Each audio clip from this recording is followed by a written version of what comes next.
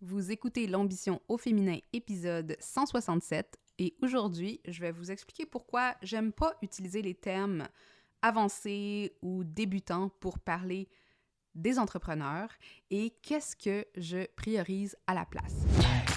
Mon nom est Tatiana Saint-Louis et j'anime l'Ambition au féminin, un podcast pour toutes les femmes pleines de vision, de talent et de drive qui désirent redéfinir le succès selon leurs termes et leurs conditions. Chaque semaine, j'explore seule ou en présence d'invités les thèmes entourant la réussite professionnelle et personnelle. Mindset, productivité, leadership, branding personnel, c'est le rendez-vous pour réfléchir à la façon dont tu veux vivre ton plein potentiel et laisser ton empreinte dans le monde.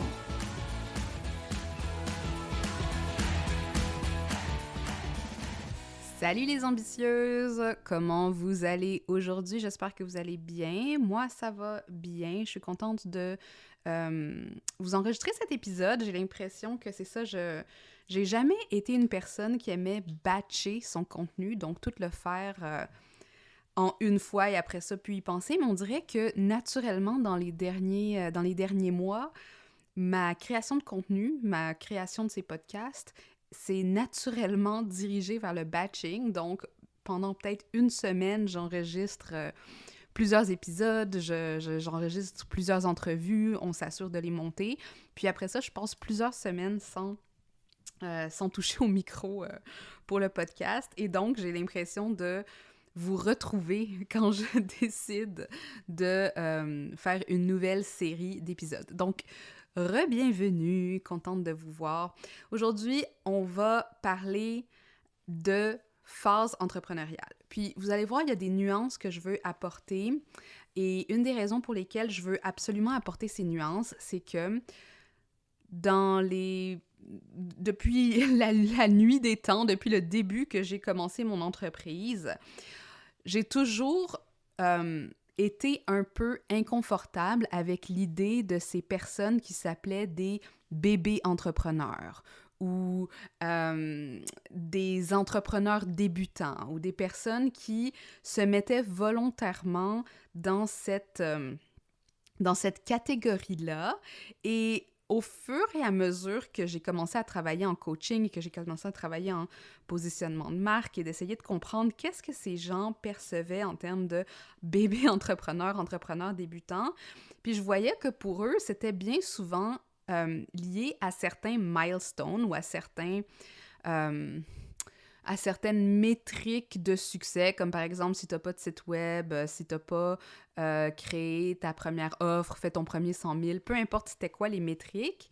Et je trouvais ça extrêmement arbitraire parce que souvent, ces personnes-là, ce que je réalisais, c'était que des fois, ça faisait 2 ans qu'elles étaient bébés entrepreneurs, des fois ça faisait 3 mois, des fois il y en avait qui se considéraient bébés entrepreneurs même si ça faisait justement plusieurs années et qu'elles étaient en emploi dans ce même domaine. Hein. Par exemple, quelqu'un qui serait une experte en, je sais pas moi, en team building, en gestion des équipes, puis qu'après ça, elle veut se lancer dans un coaching de team building, ben, la personne se considérerait bébé entrepreneur parce qu'elle vient de se lancer dans l'entrepreneuriat. Puis ce côté arbitraire-là me dérangeait parce qu'avec la notion de bébé versus débutant avancé, les gens se mettaient dans certaines boîtes qui dictaient alors leur comportement. Hein? En tant que bébé entrepreneur, en tant qu'entrepreneur débutant, je ne peux pas me permettre de faire ceci. Je ne peux pas me permettre d'investir dans cela. Je ne suis pas assez avancée pour être dans ces espaces-ci. Je suis trop avancée pour être dans ces espaces-là. Et je trouvais ça dommage parce qu'à quelque part, ça bloque des opportunités d'apprentissage, mais aussi ça donne une vision très biaisée de qui on est dans le grand écosystème entrepreneurial. Et j'ai toujours trouvé ça vraiment problématique, puis même encore aujourd'hui, quand il y a des personnes qui me disent « Ah, je suis trop débutante » ou « Je suis trop avancée pour être dans un espace avec toi », j'essaye le plus souvent de questionner « Mais qu'est-ce que ça veut dire? Et est-ce que c'est une conception de soi qui est utile? » dans le contexte de l'ambition, dans le contexte de ce qu'on essaie de créer et de qui on veut s'entourer et de quels outils, de quelles ressources on veut s'entourer aussi. Hein? Parce que on est nos premières limitations, on est nos premiers blocages et en créant ces blocages-là, ben parfois on va ralentir notre propre progrès parce que on considère qu'on devrait mettre les petits trous sur le vélo, mettre le vélo, hein? Puis alors qu'on n'avait peut-être pas besoin des petits trous sur le vélo parce que, par exemple, on a fait du skate toute notre vie, on a un super bon équilibre et on est capable de comprendre rapidement parce que notre corps sait faire du vélo ou va apprendre rapidement à faire du vélo sans avoir besoin de passer 1 an avec les petits trous. Je vous donne un exemple, mais c'est vraiment comme ça que ma tête fonctionne. Puis je me dis, tu sais, on se bloque vraiment des opportunités quand on s'exclut de certains groupes parce que on se considère nous-mêmes dans une hiérarchie et dans cette hiérarchie, bien, on n'a pas encore gagné nos étoiles. Donc, j'aime pas parler de débutants et avancés en entrepreneuriat parce que l'entrepreneuriat, premièrement, c'est non linéaire. Hein? C'est une idée très institutionnelle et que je dirais même qui est liée à la mentalité de l'employé de se prévoir, de se percevoir dans cette progression, de se percevoir dans les 6 premiers mois, je dois atteindre ceci, après 6 mois, je vais atteindre cela, ensuite, je serai genre une entrepreneur intermédiaire, ensuite, j'aurai fait tant d'argent, ensuite, je vais pouvoir me considérer une entrepreneur avancé. Encore une fois, je sais vraiment pas ce que ça veut dire dans la tête des gens parce que ça fluctue, mais c'est cette idée qu'il y a des gradations et qu'au fil du temps et au fil des expériences, on va monter dans cette échelle-là. Naturellement, avec l'expérience vient la sagesse, avec l'expérience vient des connaissances aussi, mais justement, tu sais, dans un grand champ où on considère les expériences multiples, ben c'est difficile aussi de dire, ben mes 15 années en marketing et en communication dans le milieu corporatif, est-ce que je dois les éliminer complètement parce que je suis toute nouvelle ou ça fait juste quelques mois que j'ai lancé mon entreprise? Non, parce qu'on a des compétences transversales, on a développé des skills de communication, on a développé des skills interpersonnels, de leadership, de gestion, de productivité, toutes ces choses-là font que même quand on arrive dans l'aventure entrepreneuriale, c'est très rare qu'on ait une boîte à outils qui est complètement vide. Hein, moi, je connais des entrepreneurs qui, ça faisait des années, qui géraient des parcs immobiliers ou avaient investi dans la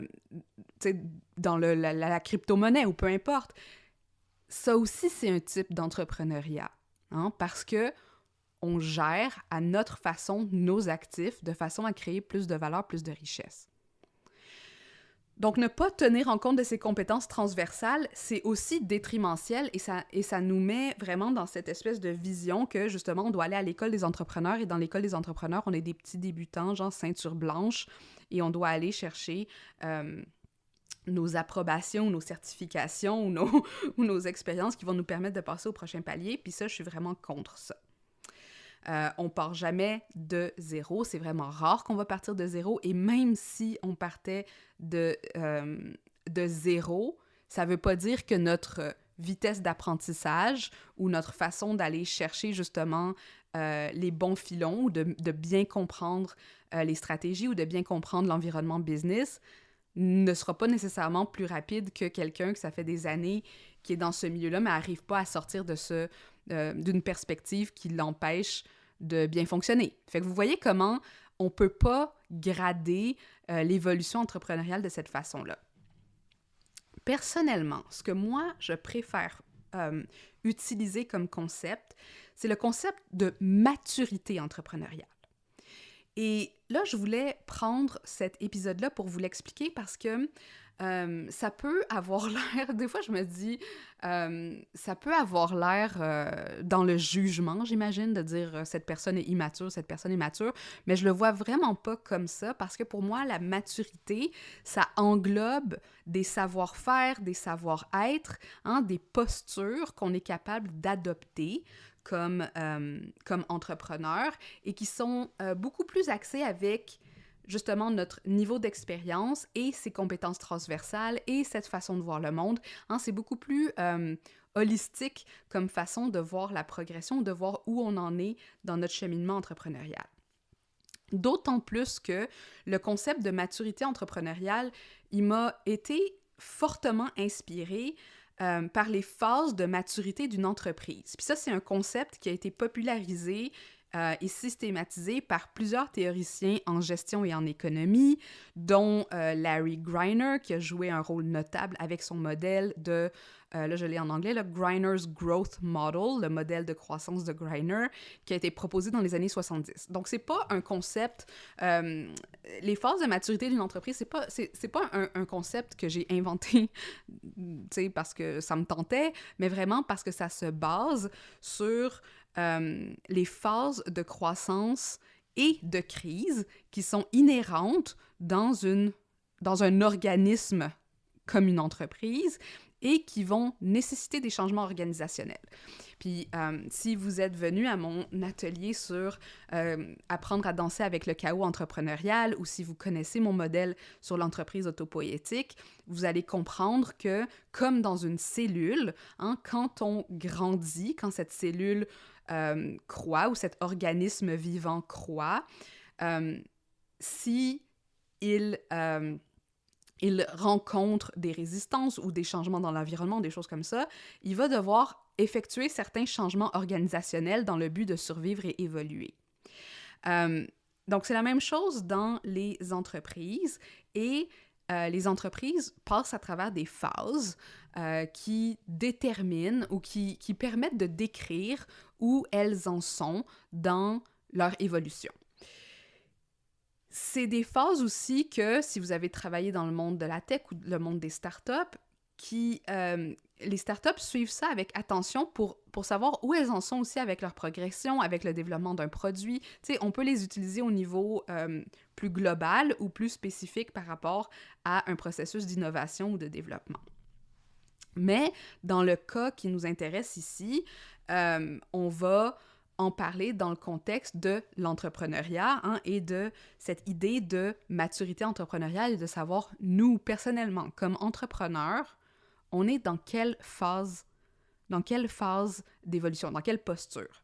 Puis là, si on s'en tient au Greiner's Growth Model, il y a un aperçu des différentes étapes typiques. Je vais vous les nommer rapidement, puis après ça, on va revenir un peu plus spécifiquement quand je vais parler de maturité entrepreneuriale. La première, c'est la phase de démarrage, donc c'est la phase de start-up. Bon, ça, c'est le développement du produit-service, recherche du marché viable. C'est là qu'on a des ressources limitées, des risques élevés et qu'on essaye vraiment de survivre. Ici, c'est l'acquisition de clients qui est au centre de l'énergie, mise en place de processus, etc., etc. Hein, c'est la phase start-up. Ensuite, en deuxième lieu, on a la phase de croissance ou de growth. Si l'entreprise réussit à survivre à la phase start-up, elle va entrer dans cette phase de croissance. Et là, ce qu'on va observer, c'est qu'une augmentation des ventes, une augmentation des clients. Et l'entreprise va devoir commencer à se structurer, hein, structurer ses opérations, structurer sa façon de gérer son expérience client et se concentrer sur son efficacité pour pouvoir gérer l'expansion. Hein, parce que une des grandes problématiques d'une entreprise en croissance, c'est d'avoir un influx de clients de plus en plus élevé, mais pas être capable de gérer ce nouvel influx-là. Donc, c'est pour ça qu'on rentre dans une phase de structuration. Troisième phase, c'est la phase d'expansion. Ici, on cherche à étendre encore plus le marché. Souvent, c'est la diversification des produits qui caractérise cette phase, où on entre dans des nouveaux marchés géographiques. Et là, ce qui va souvent se passer, c'est que le focus est mis sur la gestion des ressources qui devient plus complexe parce que qui dit, par exemple, une entreprise qui va avoir des filiales un peu partout au pays ou dans le monde, ça veut dire des différentes équipes, ça veut dire engager plus de monde, ça veut dire différentes cultures qui se créent. Et ça, c'est une phase d'expansion. Encore une fois, il y a des défis qui sont associés à ça et il y a des opportunités. Fun fact, moi, j'ai travaillé dans un bureau de services financiers qui était en phase d'expansion. Donc, ils achetaient différents bureaux à travers le Canada et les intégraient dans leur structure. Et ils n'avaient pas de communication unifiée. Donc, j'ai travaillé au niveau de mettre en place le département de communication, puis de vraiment gérer le brand, gérer la culture mère de l'entreprise qu'on essayait d'homogénéiser à travers les différents bureaux. Mais c'est sûr que, justement, ça, c'est un des enjeux de voir comme, OK, bien, on a plusieurs personnes qui faisaient des choses différemment. Comment est-ce qu'on fait pour avoir différents standards, pour être sûr que tout le monde fonctionne de la même façon? Et pour ça, ben justement, on allait entre ce qu'on aurait vu dans la croissance au niveau de la structuration de certains processus et de l'expansion, où on est dans une gestion des ressources pour voir qui va aider à quel niveau, comment est-ce qu'on fait pour avoir un contrôle, mais aussi laisser l'indépendance à toutes les parties. Bon, en quatrième point, on a la phase de maturité ou maturity. Là, on est encore dans le modèle de Greiner. L'entreprise ici, elle est quand même assez bien établie, la croissance est plus lente, ça s'est stabilisé. Et là, encore une fois, on revient dans quelque chose qui est un peu plus centré sur l'amélioration continue, l'efficacité. C'est vraiment une phase de consolidation, optimisation des profits, s'assurer genre que la machine roule bien, puis que souvent, après des phases de croissance ou d'expansion, on peut souffler un peu. Et enfin, la dernière phase, c'est la phase de déclin ou de renouvellement, decline or renewal. Puis ça, c'est la phase finale où l'entreprise va peut-être commencer à voir ses ventes réduire parce que peut-être qu'il y a plus de concurrence sur le marché, peut-être que le marché a évolué parce qu'il y a une nouvelle technologie ou, tu sais, peu importe ce qui se passe. Et là, à ce stade, elle doit soit innover ou se réinventer pour retourner dans une phase de croissance ou sinon, elle va devenir obsolète puis elle va progressivement décliner. Donc, ce qui est intéressant avec ces phases-là, c'est que c'est pas des phases linéaires, hein, c'est pas un escalier, c'est des phases qui sont cycliques. Il peut y avoir du va-et-vient entre les différentes phases. On peut sauter de la phase de maturité et se dire, OK, on va travailler avec une nouvelle filiale ou un nouveau créneau en phase start-up. Elles peuvent coexister, surtout dans des entreprises complexes. Ce que je veux que vous reteniez, c'est que souvent, on va tenter de revenir justement dans la croissance, mais on ne peut pas rester dans une phase éternellement. Hein? C'est pas parce qu'on arrive à la maturité qu'on peut juste rester là pour toujours. Il va toujours y avoir un dynamisme, il va toujours y avoir des changements dans l'environnement, dans le marché, et l'entreprise doit réagir à ça en travaillant à travers ces phases, en traversant ces différentes phases et en s'adaptant. Si vous voulez écouter un épisode connexe, je vous mets le lien aussi à l'épisode 153 où je parle de « Peut-on vraiment accélérer nos résultats entrepreneuriaux? » Puis je pense que c'est vraiment intéressant de lier cette idée genre de phase entrepreneuriale avec une progression ou avec une accélération. Souvent, on entend ça hein, dans la bouche des business coachs ou des choses comme ça, de dire « on va faire accélérer tes résultats », ben c'est de voir « OK, on va peut-être pouvoir les accélérer pendant un certain temps, donc rentrer dans une phase de croissance, mais ils vont pas toujours accélérer pour toujours parce qu'il va falloir revenir à une phase de stabilisation éventuellement. » Donc, ça, comme je vous dis, c'est un modèle qui existe quand que vous allez dans des cours de business, quand vous faites genre des cours en administration des affaires ou peu importe, vous allez rencontrer ces théories-là. Et ce que moi, je voulais introduire avec l'idée de maturité entrepreneuriale, ça fait donc référence à cette capacité de l'entrepreneur de gérer efficacement les différentes phases de croissance et de transition de son entreprise, tout en restant stable lui-même et en préparant le terrain pour son succès futur. Parce que quand on est un solopreneur ou qu'on a une petite entreprise de quelques personnes, comme j'imagine que la plupart d'entre vous qui m'écoutez, vous êtes dans cette situation-là, bien ces phases-là, on va les vivre nous-mêmes au niveau de notre entreprise, idéalement, parce que c'est sûr que, par exemple, si on est dans une phase de démarrage et on n'arrive jamais à la phase de croissance, on peut directement aller à la phase de déclin ou passer de phase de démarrage à croissance à déclin. Hein? Personne nous dit qu'on va nécessairement passer par expansion ou maturité.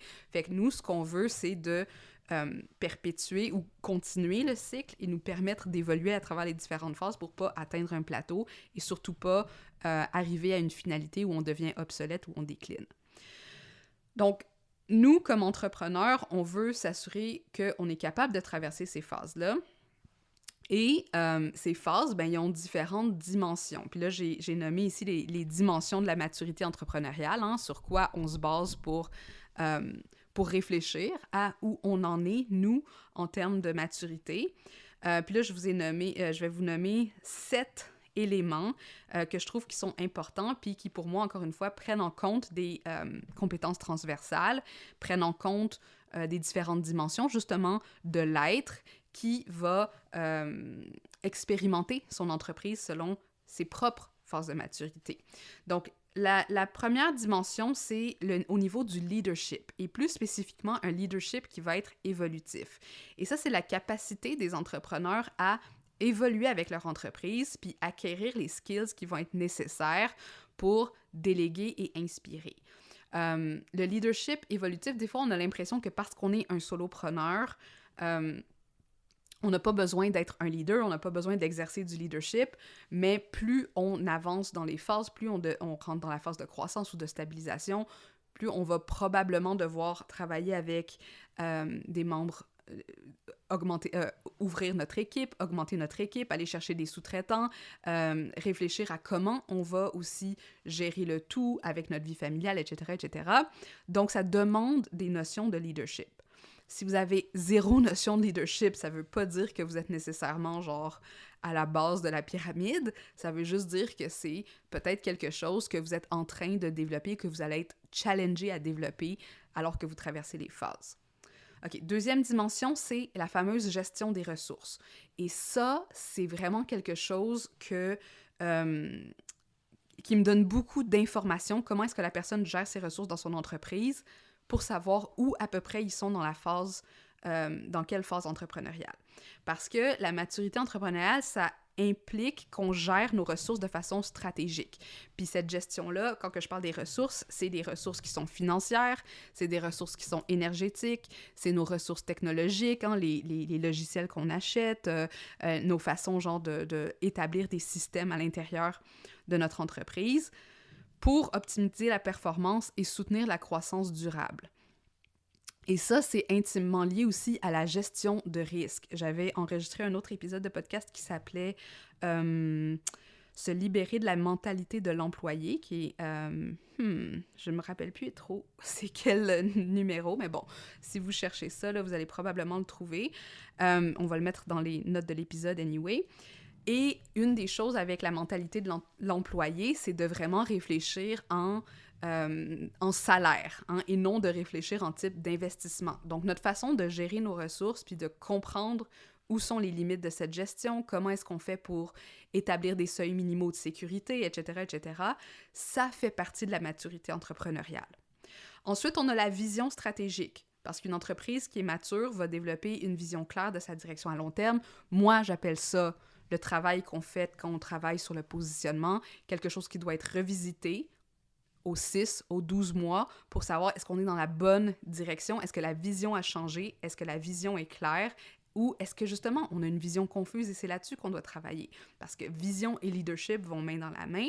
Et ce qu'on veut faire aussi, c'est que souvent, quand il va y avoir des périodes d'instabilité ou des secousses dans le marché ou peu importe, comme il est arrivé avec l'apparition ou la hausse de l'utilisation de ChatGPT, ça a créé une secousse au niveau du marché. Et là, il faut être en mesure de dire, OK, est-ce que notre vision est claire en ayant l'information qu'on a maintenant, en ayant cette réalité-là qui vient de changer? Parce que cette vision stratégique, ça va nous permettre d'anticiper les changements et s'adapter, mettre en place les adaptations qui sont nécessaires pour rester compétitive, pertinente. Ensuite, on a toutes les dimensions de structure et processus. Hein. Ici, c'est l'établissement de structures au niveau de l'organisation qui vont être robustes et résilientes à la fois. Hein. Donc, pas trop rigides qu'on ne peut pas les changer puis que ça nous crée de la lourdeur, pas trop... confuse, que ça nous donne pas une direction et un support dont on a besoin lors des instabilités. Puis moi, je vois souvent, tu sais, je vous parle souvent de l'entrepreneuriat comme un vaisseau spatial ou comme un véhicule ou comme des choses comme ça. Bien, structure et processus, c'est la carrosserie. Hein? Votre bateau, là, pour traverser la tempête sur l'Atlantique, il est fait de quoi? Est-ce qu'on fait confiance aux mécanismes qui sont en place pour nous protéger des tempêtes? Est-ce qu'on fait confiance à le matériau qui a été utilisé pour nous amener d'un point A à un point B? Et ça, bien souvent, tu sais, les structures et processus, on va voir ça au niveau de la gestion des équipes, au niveau de la gestion de la productivité et des ressources, mais aussi au niveau des offres. Hein, l'offre de services qu'on crée, la façon dont on les présente, puis comment on va faire notre acquisition de clients à travers tout ça, notre marketing, nos choses comme ça. Ensuite, dans notre dimension, on a innovation et réactivité, la capacité à innover en réponse aux défis du marché et aux opportunités, tout en conservant de l'agilité nécessaire pour réagir rapidement aux changements de l'environnement externe. Super important, innovation et réactivité. Pour moi, ce qui est vraiment important là-dedans, c'est aussi de faire le lien avec la créativité. Et qui dit créativité, dit régulation du système nerveux. Parce qu'on n'est pas créatif quand on est stressé. On n'est pas innovant quand on est complètement en moment d'activation. Et c'est vraiment nécessaire de pouvoir générer ces moments genre de... ou réguler ces moments de panique avec des outils, avec des façons de faire pour pouvoir s'adapter. En numéro 6, j'ai la culture entrepreneuriale. Donc ça, c'est notre relation à l'apprentissage continu, à l'expérimentation constante et paradoxalement, je dirais, c'est notre capacité à nous remettre aussi dans la posture du débutant. Pas nécessairement de s'identifier au débutant, mais de comprendre la posture du débutant et de voir avec curiosité qu'est-ce que les gens qui sont expérimentés, qui ont des expertises, qui sont là autour de nous, peuvent nous apprendre. Et comment est-ce qu'on peut développer cette curiosité pour aller faire ces expérimentations au lieu de dire comme je suis complètement fermée à tout ce que... C'est notre job comme entrepreneur de créer de la valeur, y compris à travers nos espaces d'apprentissage continu et de générer de l'expérimentation constante. Puis finalement, la dernière dimension, c'est les réseaux. Nos réseaux, comment on les développe, comment on les maintient, comment on les utilise, que ce soit des réseaux virtuels, que ce soit des réseaux en présentiel, que ce soit des réseaux professionnels ou personnels, nos réseaux et notre façon de rester en réseau, y compris à travers notre contenu et nos communications, c'est un gage de maturité parce qu'on ne fait pas de la business en silo, on ne fait pas de la business seul au monde, on fait de la business constamment dans les interactions qu'on crée avec les autres et pas juste avec nos clients. Puis ça, c'est une chose que je vois beaucoup, hein, un type d'immaturité entrepreneuriale que je vois beaucoup, et c'est de focusser uniquement sur soi et d'oublier qu'on est aussi riche que les réseaux qu'on développe. Voilà. Donc, ceci dit, ces dimensions-là de la maturité entrepreneuriale, elles vont se calquer ou elles vont se manifester à travers les 5 phases les 5 phases entrepreneuriales que moi j'ai identifiées, qui sont très proches des phases dont on a nommé des phases du Griner's Growth Model, mais modifiées pour l'entrepreneur. Puis je voulais vous les nommer, puis vous donner aussi comment je vois les aptitudes à développer dans cette phase-là et comment je vois aussi les défis à anticiper. Donc, j'ai gardé cette idée genre de phase, et comme vous savez, hein, c'est pas linéaire, c'est cyclique, et puis on peut passer d'une phase à l'autre. C'est pas nécessairement genre il faut passer par un pour passer à l'autre, mais vraiment de savoir où on est situé, ça peut nous aider à savoir qu'est-ce qu'on a besoin de développer dans le futur. Donc, la première phase, pour moi, c'est la phase d'émergence. C'est une phase d'expérimentation où on teste la viabilité d'une idée. Cette idée, ça peut être notre idée entrepreneuriale, ça peut être notre idée d'offre. Là, ce qui est important de développer dans cette phase-là, c'est justement de savoir créer des expérimentations rapidement, hein, les fameux MVP, de savoir se promouvoir ou avoir un minimum promotionnel. Même si c'est pas la grosse machine à contenu, comment je fais pour aller chercher des leads? Comment je fais pour acquérir du monde? Est-ce que j'ai créé une offre que les gens désirent? Comment je fais pour savoir ça? Donc, on a besoin de s'ancrer dans notre apprentissage rapide. Hein? On doit développer cette capacité d'apprentissage rapide, ouvrir les yeux, changer de perspective, sortir de la mentalité de l'employé, sortir de la pensée linéaire parce qu'on est dans une grande phase d'adaptation, d'écoute, on doit aller chercher l'information. Hein? Notre créativité, elle est requise. Notre créativité est requise à un très haut niveau et il faut être en mesure justement genre de trier la bonne information. Parce que justement, dans les défis de la phase d'émergence, c'est de ne pas savoir identifier les bonnes métriques, de mettre fin trop rapidement à la phase d'expérimentation, d'avoir peur de l'échec, de la déception et donc de ne pas rentrer dans ces phases d'expérimentation et de laisser nos réactions traumatiques influencer notre prise d'information.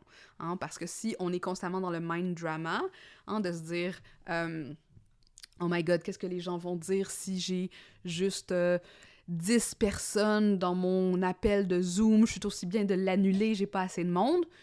Ben, ça, c'est du mind drama qui nous empêche d'aller chercher de l'information. Il y a 10 personnes qui se sont inscrites à ton webinaire. Ces 10 personnes-là, tu veux avoir leur opinion, tu veux savoir ce qu'ils font là, tu veux avoir du feedback. Ne pas être capable d'aller chercher le feedback parce qu'on se dit trop de choses dans notre tête ou qu'on a peur de X, Y, Z, c'est un des gros blocages dans la phase d'émergence. Deuxième phase, c'est la phase de structuration, là où on systématise les processus. Ici, ce qu'on veut développer, c'est la discipline, la persévérance. Hein, parce que dans la phase de structuration, il faut rester dans quelque chose qui fonctionne, augmenter les choses qui fonctionnent, développer notre écoute active pour pouvoir justement aller chercher plus de cette information, plus de ces données qui nous mènent vers les processus qui sont les plus optimaux. Notre esprit critique aussi, de savoir, OK, ben qu'est-ce qu'on veut structurer? Qu'est-ce qu'on va laisser derrière? Est-ce qu'il y a des offres qui ne fonctionnent pas, autant pour nous que pour nos clients? Est-ce qu'il y a des choses à modifier? Hein? Il faut retourner constamment au MVP pour voir qu'est-ce qu'on va garder, qu'est-ce qu'on va laisser derrière, parce qu'on est en train de structurer la machine. Donc ici, on définit les maîtrises de croissance et il y a un gros focus ici sur la connaissance de soi parce que, encore une fois, on ne veut pas structurer pour quelque chose qui ne va pas nous servir. Si je structure une business qui ressemble en tout à la business de ma voisine parce que je l'ai calquée sur son modèle parce que je voulais avoir les résultats, entre guillemets, qu'elle avait, financiers, et que en modelant mon entreprise sur la sienne, je me suis oubliée, j'ai pas nécessairement pris en compte ma capacité, ma façon de travailler, mes intérêts avec mon public, ma façon de vouloir interagir avec mon audience, avec mes clients. Ben là, on est en train de structurer pour la mauvaise chose. Donc, il faut qu'on développe cette connaissance de soi et cette vision stratégique pour savoir, moi, en tant que leader de cette entreprise, où est-ce que je vais amener toutes ces expérimentations que j'ai faites dans le passé. Donc ici, dans nos défis, ben, c'est de pas savoir identifier les bonnes leçons, les pratiques à instaurer, ou justement initier des pratiques qui vont être oppressives, basées sur la culpabilité, la honte, la jalousie, l'envie. Et quand on initie des pratiques oppressives, ben, qu'est-ce qui va arriver? Inconsciemment, notre cerveau va dire non, non, non, non, non, ça marche pas, et donc on va procrastiner, ou on va pas nécessairement faire avancer les choses. Et on va surcompliquer les pratiques pour les rendre inatteignables. On appelle ça du perfectionnisme, mais c'est une réaction traumatique à quelque chose qui n'est pas aligné avec ce qu'on voulait faire. Et ça, ben, c'est quelque chose avec lequel je travaille beaucoup. Souvent, dans mes clients qui viennent vers moi et qui ont fait d'autres modèles ou qui ont essayé d'autres modèles, qui ont réalisé que ça leur convenait pas. Puis là, c'est comme, OK, on va pas nécessairement genre faire table rase, mais il faut aller questionner qu'est-ce qui a été structuré dans ton entreprise pour voir là où ça coince, là où ça cloche et au besoin genre de retourner justement aux bases de positionnement, aux bases de l'audience, aux bases de l'offre pour voir, OK, c'est où les éléments qu'on garde et c'est où les éléments qui ont besoin d'être complètement mis à terre. Bon, enfin, on a en troisième phase, on a la phase de traction. Ici, on veut augmenter l'impact. Les aptitudes qu'on veut développer ici, c'est la vision et la constance, la pensée stratégique, parce que là, justement, hein, si on revient aux phases de Greiner, c'est la phase d'expansion. Donc, on doit être très clair sur où on plante les graines. On veut développer nos réseaux, hein, parce que si on est en phase d'expansion, peut-être qu'on va diversifier nos offres, peut-être qu'on va aller chercher des collaborations, peut-être qu'on va vouloir être visible sur d'autres plateformes. Fait que là, on est dans le développement des réseaux. On prend de la vitesse, souvent, en termes d'investissement. Donc, quand on dit prendre de la vitesse, souvent, ça veut vouloir dire plus de dépenses pour plus de potentiel retour, de bénéfices. Et parce qu'on est justement dans cette expansion. Et expansion de l'influence et de la notoriété. Donc, à la place de rester tout seul dans son coin avec le bouche à oreille, là, peut-être qu'on va aller systématiser un peu plus notre façon de travailler, notre façon de se faire voir. Peut-être qu'on va vouloir être dans les journaux, peut-être qu'on va vouloir donner des conférences ou des choses comme ça. Et ça, ben, c'est vraiment mon créneau, là. C'est là-dedans que je travaille beaucoup dans Money Brand, avec tout ce qui est créer cette notoriété intentionnelle, tandis qu'on essaye d'augmenter l'impact qu'on peut avoir avec nos services, notre entreprise, notre expertise. Donc, les aptitudes à développer, c'est ça. Puis, naturellement, ben, il va y avoir des défis qui sont reliés à ça et que je vois que j'ai pas noté ici, mais c'est sûr que dans les défis, ben, on peut avoir justement, encore une fois, de la paralysie parce que on n'a pas nécessairement été capable de réguler notre système nerveux avec ça, de la confusion, parce que quand on diversifie, on perd parfois le cap. Hein? On se dit comme... OK, là maintenant j'ai ça, là maintenant j'ai ça, là maintenant j'ai ça. On peut créer un peu plus de confusion que nécessaire, puis on peut s'en mêler nos pinceaux si on n'est pas quand même très clair sur le plan qu'on va suivre. Bon. Enfin, on a la phase d'optimisation. Ici, la phase d'optimisation, c'est là où on veut réduire la friction, où on veut réduire les besoins énergétiques de l'entreprise. C'est ce que moi j'appelle de rentrer dans une phase un peu plus autopoïétique qui se auto-régule, auto-régénère. Et ici, ce qu'on veut développer, c'est le leadership, la planification stratégique, la gestion des ressources, hein, on en a parlé tantôt, gestion de projet, automatisation, délégation. C'est ici à voir, bon ben, qui va aider à maintenir ça pendant qu'on réduit l'effort qu'on a mis, parce qu'on était dans des grandes périodes où la capacité, où l'investissement énergétique était fort. Là, on veut essayer de réduire justement l'investissement énergétique de notre personne. On va peut-être commencer à intégrer davantage des cycles organiques dans notre business, suivre notre cycle menstruel. Il y a plein de choses qu'on peut faire ici pour vraiment prendre en compte notre capacité énergétique, mais pas juste la nôtre, celle aussi de nos systèmes, celles qui sont nécessaires pour faire rouler nos offres, notre capacité en termes de logiciels. Peut-être qu'on veut revoir nos processus pour voir est-ce qu'il y a de la perte, dans le fond. Est-ce qu'il y a du gaspillage énergétique à quelque part, que ce soit moi ou que ce soit à travers les ressources que je paye, hein, on veut vraiment optimiser à ce niveau-là pour réduire les frictions. Et les défis à anticiper dans cette phase-là, ben, c'est de vouloir tout remettre à plat et changer drastiquement ces méthodes, parce que ce qui arrive dans la phase d'optimisation, c'est que on va commencer tranquillement à redescendre l'énergie. Hein? C'est comme la phase de maturité dont on a parlé tantôt. En voulant descendre l'énergie, peut-être qu'on va perdre le hit de dopamine qu'on avait qui nous a permis de passer à travers les phases de croissance et d'expansion. Puis là, c'est comme, j'ai l'impression que ça ralentit. Donc là, on aurait l'impression de vouloir tout remettre à plat, de vouloir tout arrêter parce que, justement, on n'a plus cette dopamine qui est là, mais à l'inverse, on est en train de créer de l'espace. Puis ça va être vraiment important pour la prochaine phase. Optimisation aussi, un des défis, c'est de tomber dans le perfectionnisme de performance, hein, dans le sens de vouloir optimiser pour optimiser. J'ai un autre bon épisode de podcast là-dessus. Et perdre de vue l'intention du système, donc complexifier le processus pour rien aussi. Hein, parce qu'on ne veut pas éliminer du gaspillage et créer du gaspillage pour éliminer du gaspillage. Puis souvent, il va y avoir quelque chose de cet ordre-là où on va devoir analyser, OK, est-ce que j'ai vraiment besoin d'envoyer 2 courriels à mon client à ce moment-là? Oui, non, peut-être. On va devoir analyser ça. Est-ce que j'ai besoin d'avoir 2 logiciels qui font sensiblement la même chose, mais un a un beau logo, l'autre a pas? Là, on va vraiment aller éliminer ces frictions-là. Et finalement, la dernière phase, c'est la phase de stabilisation, là où on consolide l'identité. Ici, ce qu'on veut, c'est s'assurer qu'on sait où on a amené ce projet-là et qu'est-ce qu'on veut pour la suite.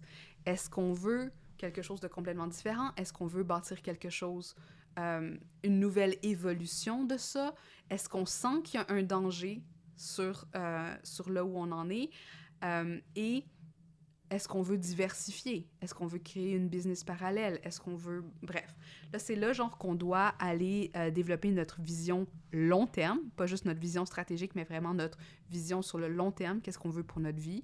Qu'est-ce qu'on veut, genre, pour cette entreprise? Où on réfléchit à notre impact individuel et notre impact social. Souvent, il va y avoir un peu de gestion du changement parce qu'on va devoir se dire « OK, je sens justement, OK, l'intelligence artificielle arrive, mon entreprise est mise en danger parce que peut-être que certains des services que je rends vont être rendus obsolètes. Comment je fais une transition sans tout briser, mais aussi genre en restant calme à travers cette transition-là. Ça va nous demander de développer notre innovation, notre créativité et de préparer justement cette prochaine phase d'évolution. Tandis que dans les défis, ce qu'on va retrouver, c'est de trop rapidement passer à autre chose. Hein, de voir des dangers imminents pour l'entreprise, puis de faire comme « OK, on ferme, on fait d'autres choses », mais de ne pas avoir pris le temps de justement faire cette planification long terme, puis de voir qu'est-ce qu'on garde pas, qu'est-ce qu'on amène dans la prochaine évolution. Défi à anticiper, c'est l'influence que les compétiteurs pourraient avoir aussi sur nos décisions. Hein, de dire comme « mais mon compétiteur s'en va dans cette direction, probablement que c'est la bonne option, ou probablement que je devrais moi aussi. » Donc, se laisser influencer par les compétiteurs qui ne vont pas nécessairement nous amener vers la décision qui va nous permettre de perdurer. Perte de momentum. Peut-être qu'on se dit, OK, genre là, il va falloir que je refasse une autre phase de croissance, une autre phase d'expansion. Puis en même temps, j'étais bien dans mon...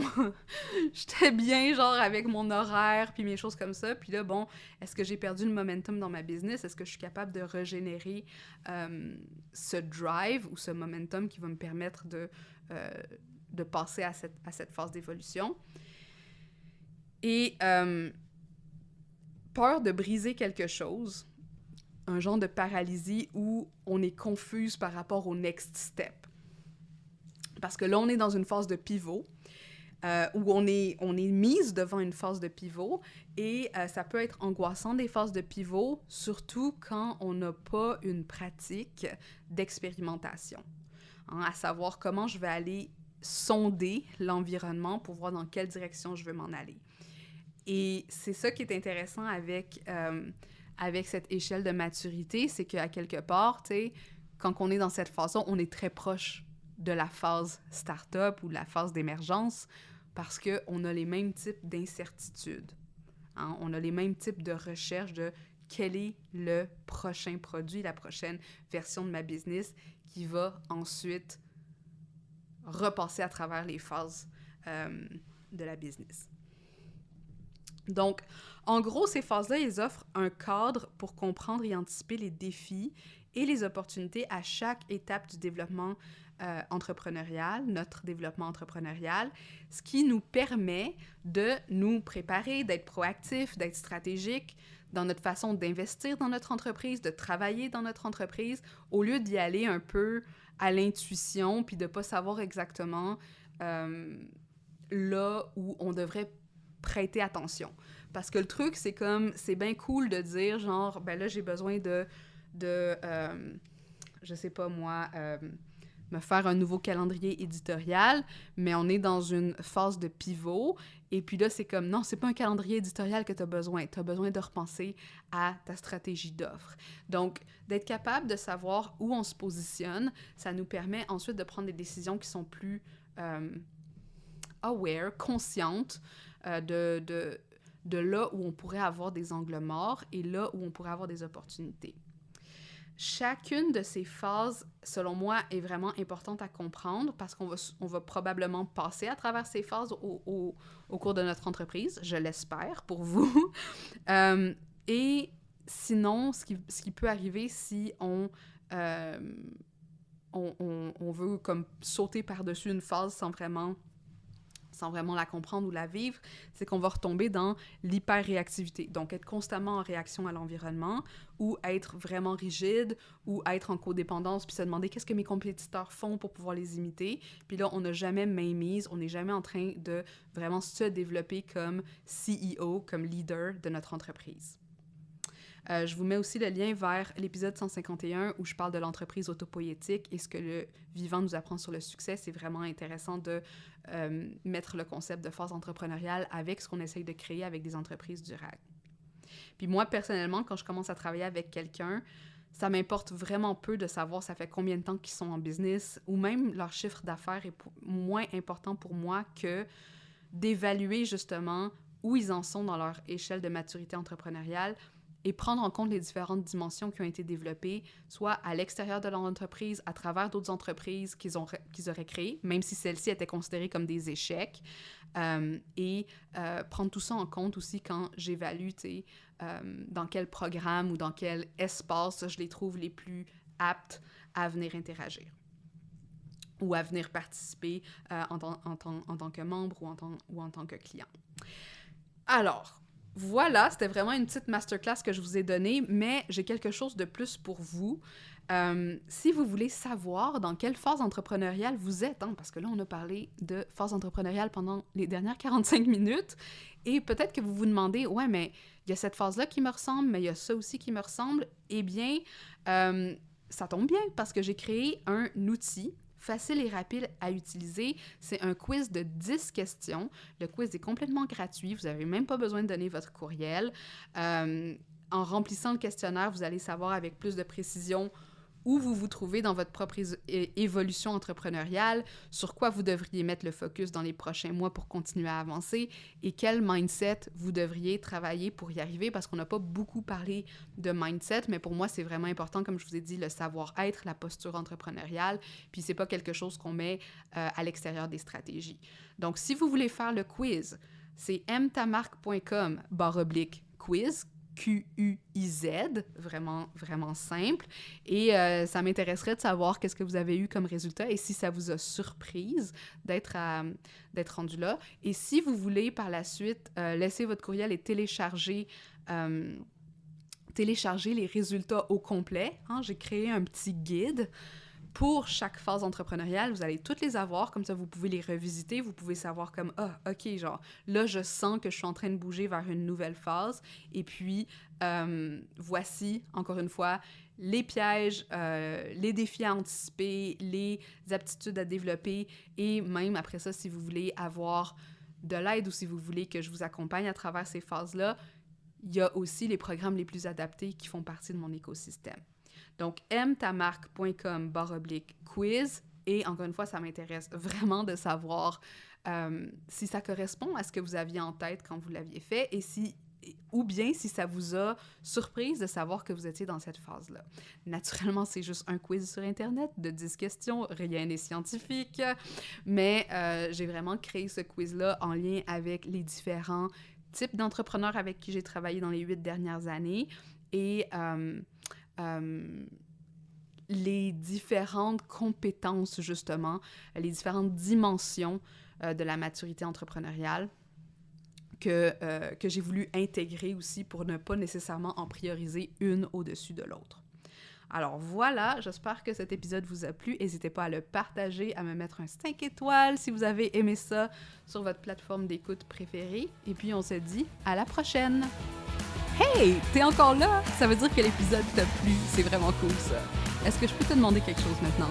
Aide d'autres femmes comme toi à découvrir le podcast en déposant des étoiles d'appréciation pour l'ambition au féminin. Sur Apple Podcast, c'est facile, défile tout en bas de la page de l'émission où tu vois les avis et tape sur le 5 étoiles pour faire exploser mon cœur de joie. Sur Spotify, c'est encore plus simple. Navigue sur la page du balado et tape l'icône en étoile en bas de la description. Merci d'avance, je t'apprécie beaucoup.